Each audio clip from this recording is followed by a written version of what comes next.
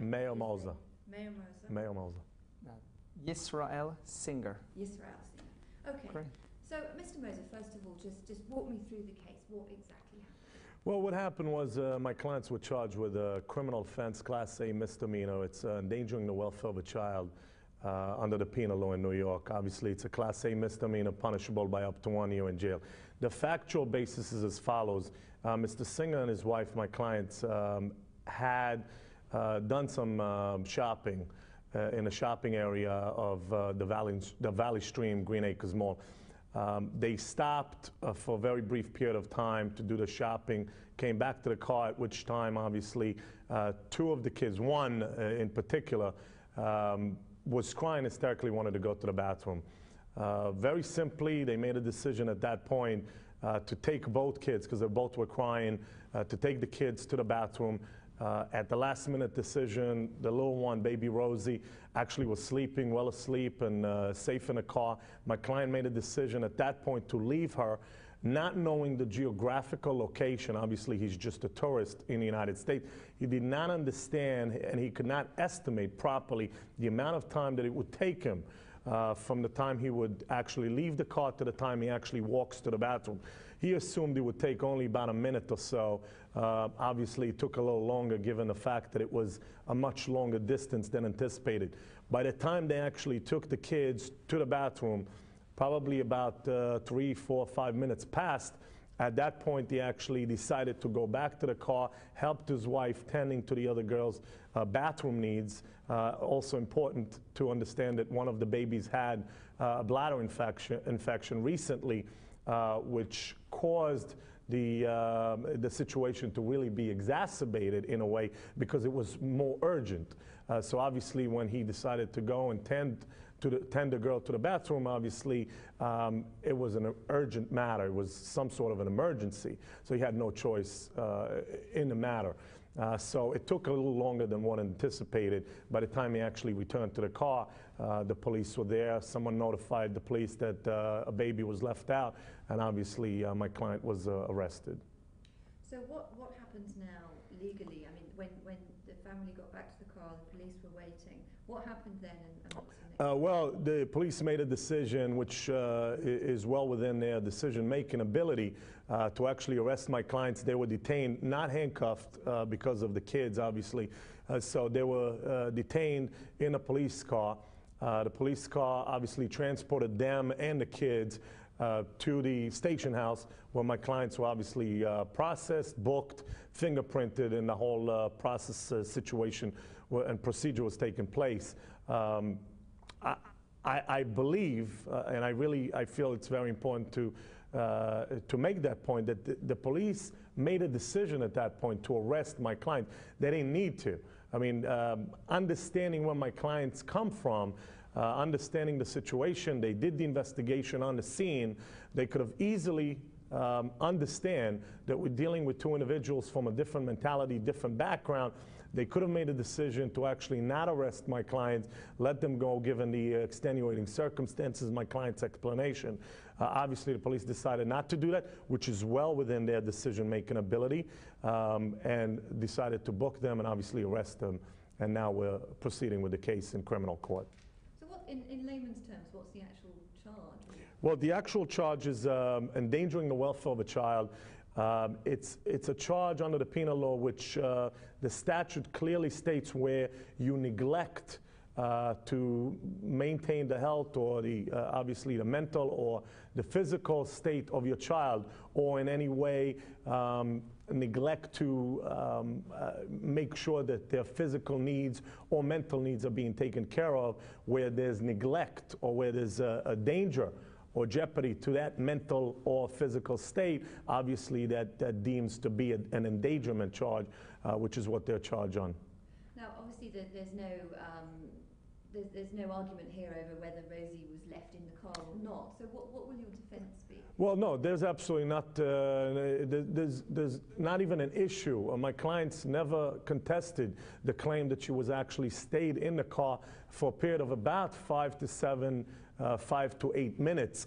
What we are contesting, obviously, is the fact that my clients coming from a very good background, coming from a very nurtured family, from a family that really cares about the kids, raising the kids in a proper way.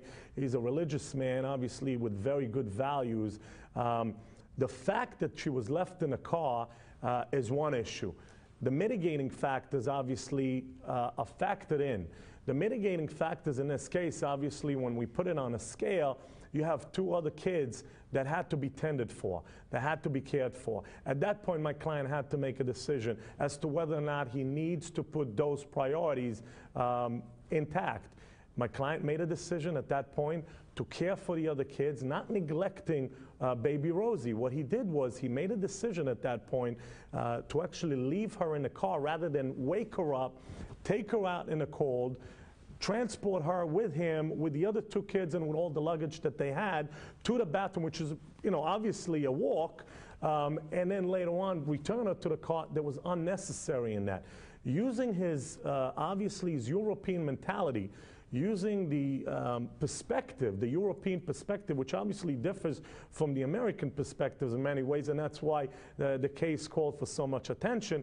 He made a decision at that point to leave the baby well safe, locked in the car, with the windows cracked, and made a decision to actually walk the other two kids to the bathroom with the urgent matters that needed to be tended for, and obviously returned quickly to the car.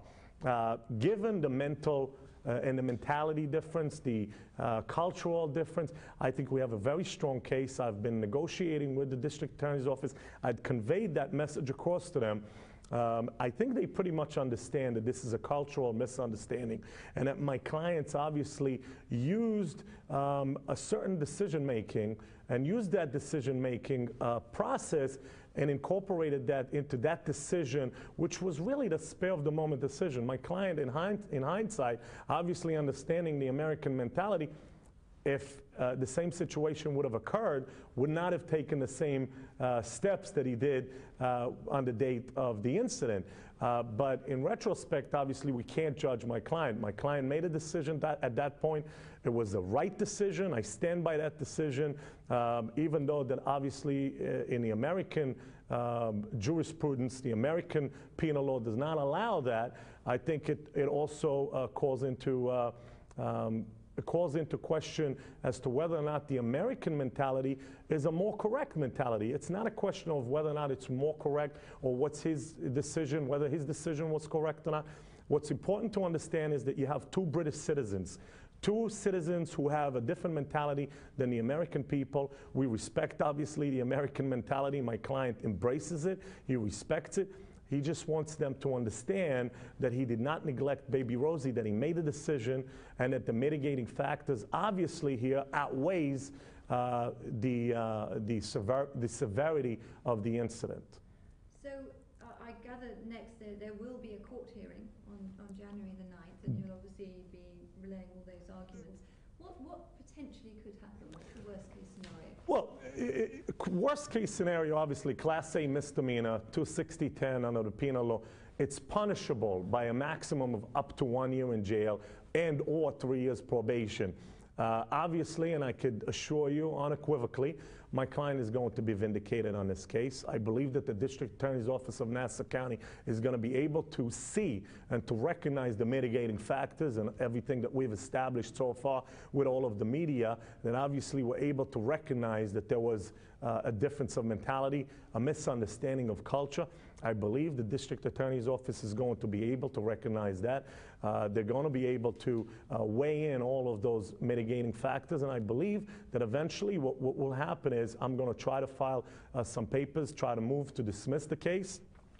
Potentially what I could do as well is I could negotiate a plea for a lesser charge, which would mean no criminal record. Obviously, it's a very important factor that I'm taking into consideration. These people, my clients, have no criminal background, never had any criminal justice system contact. So obviously for me, if they have a criminal record as a result of this case, it's a failure for me as their attorney.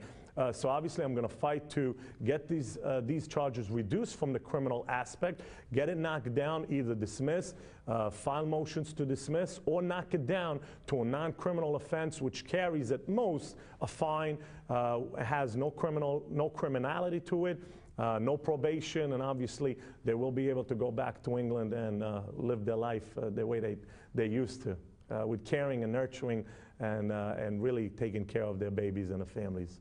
Let me turn to Mr.